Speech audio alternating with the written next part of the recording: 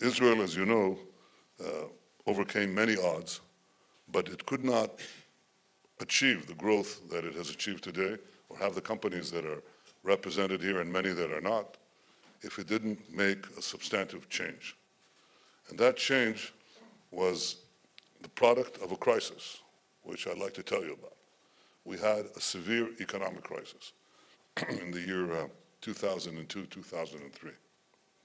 And at that time, I had the great misfortune of being appointed finance minister. Not a good job to have. In any time, but especially in a time of crisis.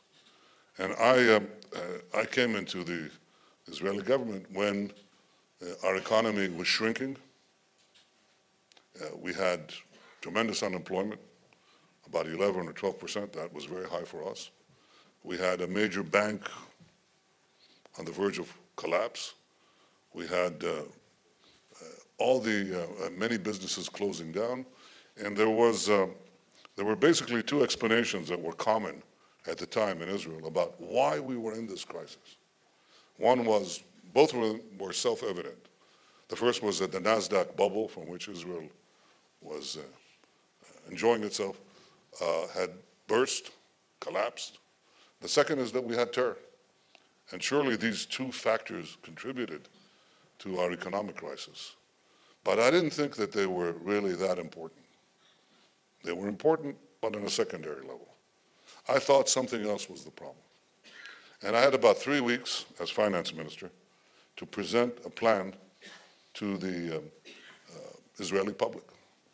And I'm telling you this because over lunch I told this to Mauricio Macri. And I'll share with you what I told him, what I told the Israeli public then.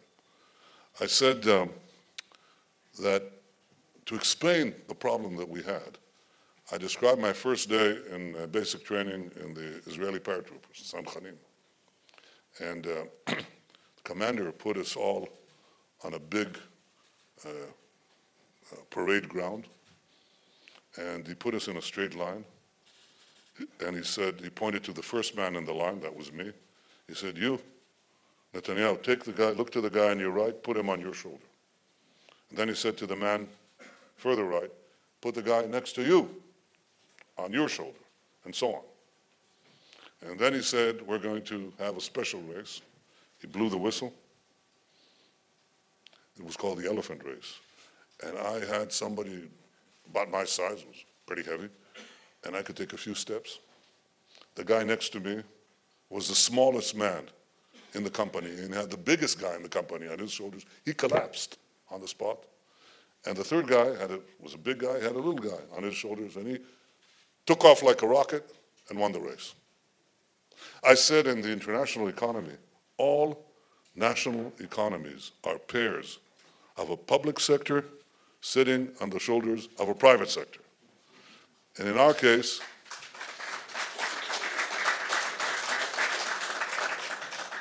are you cheering for the fat man or for the thin man? In our case, the guy at the top, the public sector, got too fat. And we were about to collapse like the guy next to me. So we had to do 3 things. First, we had to put the fat man, the public sector, on a diet. Very difficult to do politically, okay? The second thing is we had to strengthen the guy at the bottom. We had to give him a lot of oxygen in his lungs so he could carry the load. How do you give oxygen? What is it that you need? The first thing that you need, lower taxes. Lower taxes. It's the first thing that you need, okay? Now we have, assuming we did that, which is very hard to do, you put the fat man on a diet, and you lower taxes. You cut spending, and you lower taxes, and everything is ready. Now you have this athlete, he has a relatively smaller public sector on his shoulders, and he can run and win the race, right? Wrong. Because he starts to run and he hits a ditch. He crosses the ditch and he hits a wall. He climbs the wall and he hits a fence. These are called barriers to competition, barriers to the race. So you have to remove them. So you have to do 3 things. control public spending or reduce them, lower taxes, and reduce barriers to competition. This is, in fact, what we did. And we moved from roughly 1% negative growth to about 5% within a year. 1 year. And we stayed on that course basically for the rest of the time, with the exception of 2008, between 4 and 5% growth. This is easy to say, very, very hard to do. There are oligopolies, there are monopolies, there are vested interests, there's bureaucracy. There's every reason in the world not to do this unless you have this conviction inside. I see that conviction in President Macri. This is why I think Argentina has a great future,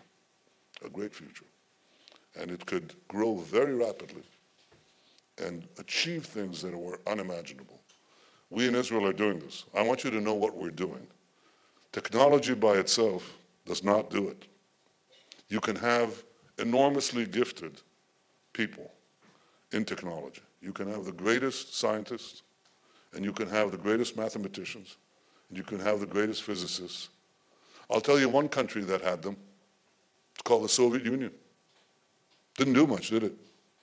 But if you took one of these physicists and you brought him to Palo Alto, then within 3 weeks he's producing tremendous value. Remember that the basic addition of value in an economy is given by the private sector. Unless you couple free markets, or I should say freer markets, with technology, technology alone does not work. This is the fundamental change that we made in Israel. We couple technological capabilities with freer markets. This is what I think can be done here as well. In Israel, this means that we create new industries from scratch. Once you have that environment, I'll give you an example. Israel produces more milk per cow than any other cow in the world. You think it would be a French cow, Dutch cow, an American cow? No, it's an Israeli cow because it's a computerized cow. Every moo is computerized. We recycle 87% of our wastewater.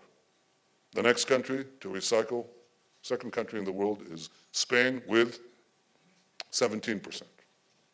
We have 20% of the world's global investment in private cybersecurity, 20%. Since we're 1/10 of 1% of the world population, this means we're punching 200 times above our weight. It's as if Israel were a country of 1.6 billion people. It's not. We have a car industry today. We never had one, but we have now a car industry. You use Waze? Yeah? Okay. Waze is an Israeli company. It was sold to Google for a mere $1 billion. Very stupid deal. It's worth a lot more.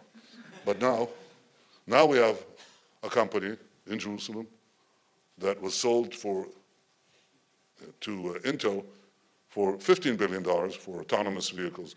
And we have 500 tech startup companies that receive each year $3.5 billion regular investment for automotive technology because transportation is changing. Transportation is changing. 85% of the value of the car within 10 years will be in software. Not in the body, not in the chassis, not in the wheels, not in the engine, but in the software. Cars are moving platforms for software. And so we're moving into that. And I can tell you on this, as opposed to cyber, we had nothing to do with it. We didn't do anything. It happened by itself. By itself. If you create the right business environment. And the same thing is happening in anything. I think that we should have a partnership in seizing the future.